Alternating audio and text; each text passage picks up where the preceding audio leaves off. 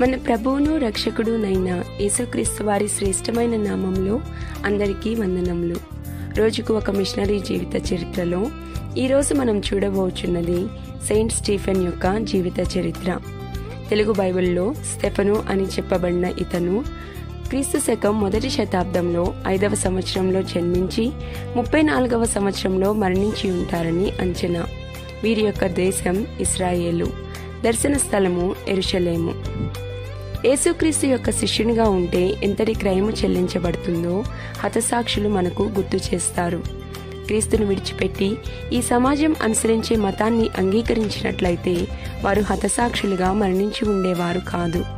కృషించిపోయే శరీరదారులుగా ఈ లోక జీవితాన్ని అంటిపెట్టుకుని ఉండట కంటే క్రీస్తును కలిగిన వారిగా మరణించడమే ఎంతో విలువైనదిగా వారు భావించారు. ఆది కాలము మొదలు చెల్లించబడుతున్న ఈ క్రయం ఈనాటికి అనేక మంది జీవితాల ద్వారా చెల్లించబడుతూనే ఉన్నది. ఒక పరిశోధన నివేదిక ప్రకారం 21వ శతాబ్దంలో రోజుకు సరాసరి 11 మంది క్రైస్తవులు హతసాక్షులుగా మరణిస్తున్నారు.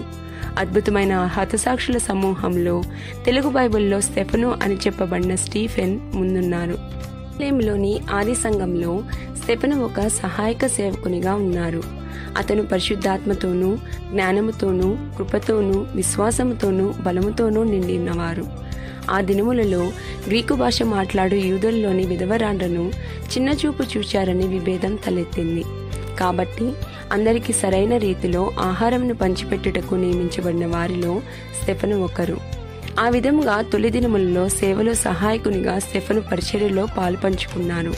తరువాత అతను బహిరంగంగా ప్రజల మధ్య మహత్కార్యములను గొప్ప సూచక్రియలను చేశారు. ఒక శక్తివంతమైన వక్త అయిన అతను యేసే క్రీస్తని సమాజ మందిరపు అధికారులతో తరచుగా తర్కించేవారు. యూదులలో మారుమనసు పొందటి వారి సంఖ్య అంతకంతకు పెరుగుచుండగా యూదుల అధికారులు మోషేకును పరిశుద్ధ ఆలయమునకును విరోధంగా స్టెఫను దేవదూషణ చేశాడని ఆరోపించారు. కాగా యెరూషలేములోని సభ యొద్దకు అతన్ని తీసుకుని వెళ్ళగా అబద్ధపు సాక్షులు అతనిపై చేస్తున్న ఆరోపణల మధ్య స్టెఫను కలవరపడకుండా శాంతియుతంగా ఉన్నారు.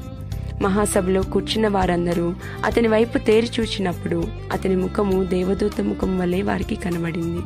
మహాసభ వారి ఎదుట అతను చేసిన ప్రసంగంలో తిరుగుబాటు చేసిన పాపుల పట్ల దేవుడు కనపరిచిన అపారమైన కృపతో పాటు ఆయన కృపను నిర్లక్ష్యం చేసి మన హృదయములను కఠినపరుచుకున్నట్లయితే దాని వెనుక ఉన్న ప్రతిఫలమును కూడా స్టెఫను వారికి గుర్తు చేశారు.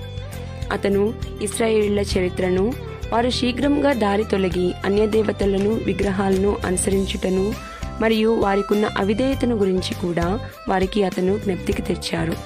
తదుపరి తన్ను హింసిస్తున్న వారిని ముష్కరులారా అని సంబోధించి వారు కలిగి ఉన్న హృదయ కాఠిన్యంను ఖండించారు. అతని మాటలు విన్నప్పుడు వారు కోపంతో మండిపడి అతన్ని చూచి పండ్లు కొరికారు. అయితే స్టెఫను పరిశుద్ధాత్మతో నిండుకున్న వారై ఆకాశం వైపు తేరి చూచి ఆకాశము తెరవబడటయు మనుష్య కుమారుడు దేవుని కుడిపార్శ్వమందు నిలిచి ఉండుటయు చూచుచున్నారని చెప్పారు.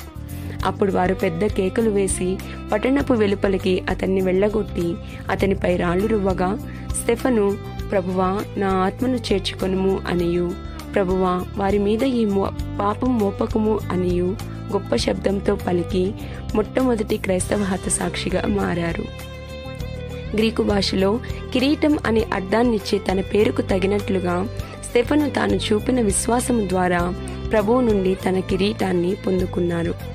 ప్రియమైన వారలారా, పేదవారికి పరిచర్య చేయుటకు తగినంత దీనమనస్కులుగాను క్రీస్తు కొరకు నిలబడగలిగే ధైర్యవంతులుగాను మీరు ఉన్నారా? ప్రభువా, మరణపు ద్వారంలో ప్రవేశింపవలసి వచ్చినను మీ కొరకు నిలబడగలిగే ధైర్యముతోనూ అదే సమయంలో దీనత్వంతోనూ నన్ను నింపుము. ఆమేన్.